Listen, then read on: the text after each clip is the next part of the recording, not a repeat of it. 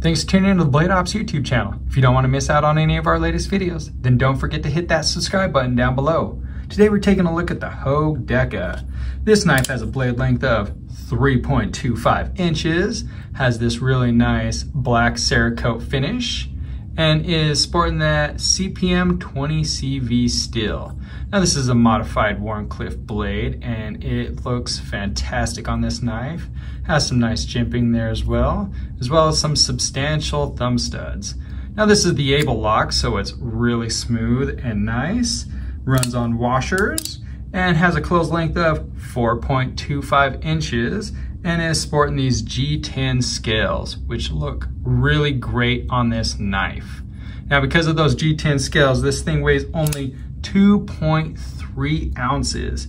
It is extremely light. Such a smooth knife as well. Now this has a deep carry pocket clip that can be moved to either side of this knife for a left or right carry. And that able lock truly makes it an ambidextrous type of knife. Again, this is so smooth and can handle pretty much anything that you want to throw at it, and is a very lightweight knife. This is the Houge Deka and you can get it at Blade Ops.